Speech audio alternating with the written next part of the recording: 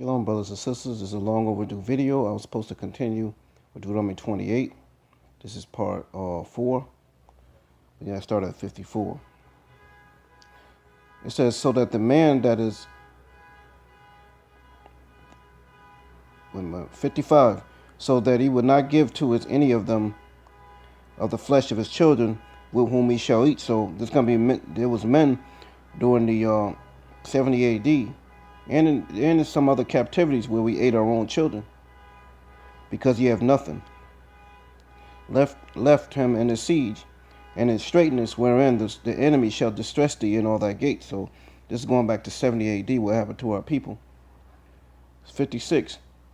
The tender and delicate woman among you, which would not adventure to set her sole of her foot upon the ground for delicateness and tenderness, her eyes shall be evil towards her husband of her bosom, and towards her son, and towards her daughter.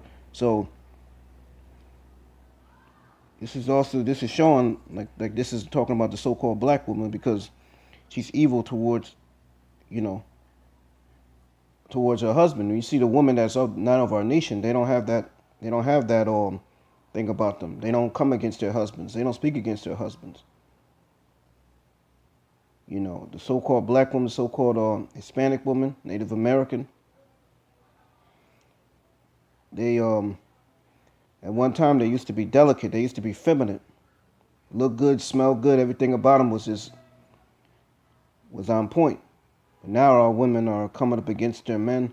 They're making all these videos speaking against the black man. And they say our men ain't shit, and they don't look at themselves of how they are. All right, they think that they're righteous and their men are just wicked. All right. So she's evil. She be trying to plot on her husband, trying to outdo him, calling the police on him. The man just want to set up order in his household according to the righteousness, according to the commandments. Yet he gets the police called on him. Even the ones out in the world, they may not know the commandments, and that's part of the reason why this is happening. But she did not allow their men to be the head. As the other nations, women don't have that curse. If they did, they'd be Israelites too. We have curses upon us, upon our children, upon our men, upon our women, that identifies us throughout our captivities, because we're in every kingdom of this world, and we're in every nation among them. When it says towards her son, meaning let's say a woman's a single mother, a woman, say you just like your father, you ugly just like your father, speaking evil towards her. And towards her daughter, tell her daughter, I know one sister that called her daughter the B word, and she was a little girl. Messed her whole head up. Now this woman, now the daughter is an adult. Now her son is an adult, and she was calling them names and mistreating them. And now they grew up, and now they became just like her. He says, and towards a young one that cometh from between her feet, meaning her child, and towards her children, which she shall bear. For now this is going to 70 AD right here. For she shall eat them for one of all things secretly in the siege and straitness, wherein thy enemy shall distress thee in thy gates. So one thing you got to know about Deuteronomy 28 is to identify us in every captivity. People think Deuteronomy 28 is only talk about America, but every captivity is listed in Deuteronomy 28. This is how any captivity we went through, the ones of us who didn't have our records were able to identify us, was by Deuteronomy 28. This is the way we know that we Israel. One of the scriptures, one of the main scriptures is Deuteronomy 28, that chapter. All right.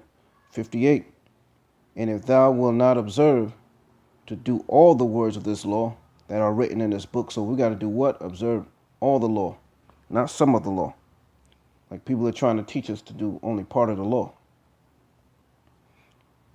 And then they say that Christ did away with the rest of the law. That's not scriptural at all. That thou may fear this glorious and fearful name, the Lord thy God.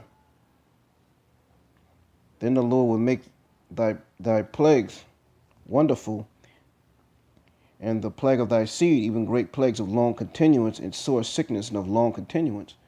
So what is part of the curses? That our people are going to always be sick. When you look at sometimes the Hispanic, the Native American, and the so-called Negro, you see they always plagued with high blood pressure. They're plagued with STDs, heart disease, all because they broke the commandments. A lot of it goes back to Deuteronomy 20, Leviticus 11th chapter. We disobey the Most High's commandments. All right, we eat fake foods and GMOs, and then we end up sick. All right.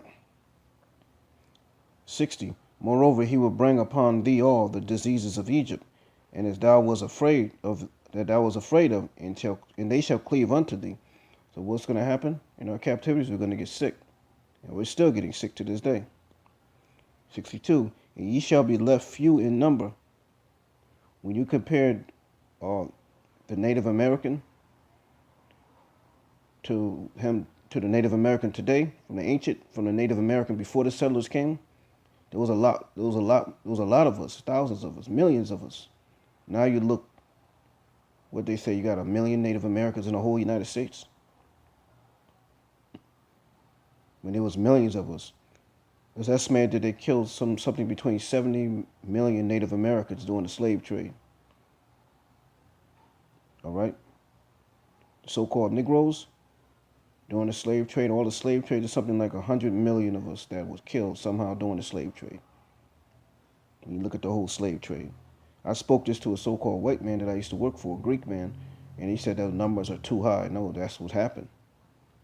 You're in denial that you did this to our people. All right. It says, and that the Lord will bring. No, hold on. Ye shall be left few in number, whereas ye were as the stars of heaven for multitude. So at one time we was of the stars of heaven. But because of abortions, because of police genocide and slavery, we're left few in number. Because thou wouldest not obey the voice of the Lord thy God. This is why that happened, because we broke the Most High's commandments. It says, and it shall come to pass. In fact, let's go to 64. And the Lord shall scatter thee among all nations, shall scatter thee among all people. So what does this show you? That Israel is not only in the Americas, North, Central, and South America, and the islands. Israel is scattered where? Among all the nations. All right? We're not just in one spot. So it doesn't matter where you go in the world, Israelites are there.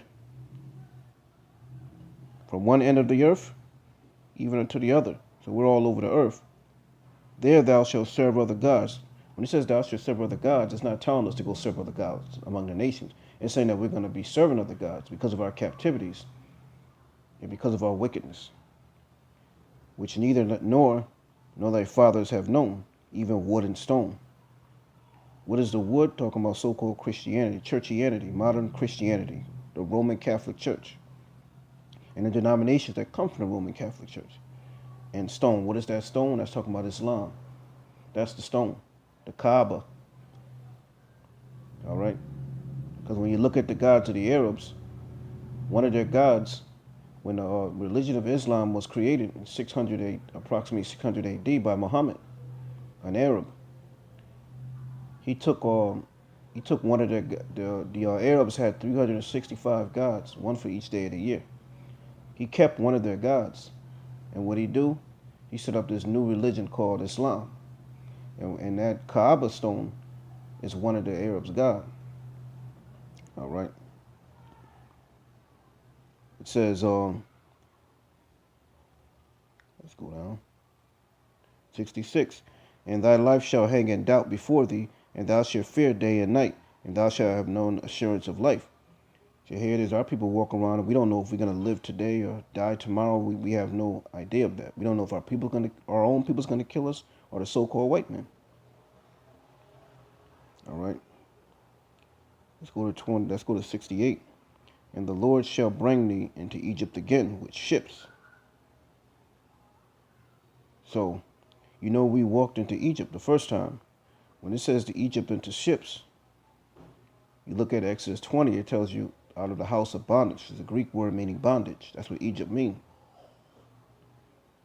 So this time we're going to go into what? Slave ships, meaning in bondage again. As you see, the so-called Negro, they went into slave ships. All right, the so-called Hispanic went into slave ships. The so-called Native American, this movie showing the Native Americans getting carried into slave ships. We were being traded Some of those coming from Africa, some of those coming to Africa, others was going to Europe. The slave trade was vast. It was not Africa to Americas. People got scattered to England, Europe. We even got scattered out to the Pacific, some of us. And some of the Pacific Islanders, they fit this description because they got carried away in what? Slave ships. It says, by the way whereof I spake unto thee, thou shalt see it no more, meaning see our homeland no more. And there ye shall be sold unto your enemies, not friends, for bondmen and bondwomen, meaning slave men and slave women. And no man shall buy you, meaning no man shall be able to take you out of this captivity. All right. I'm going to say shalom, and this concludes Deuteronomy 28. I went on the points that were relevant so I could finish this lesson. All right, shalom.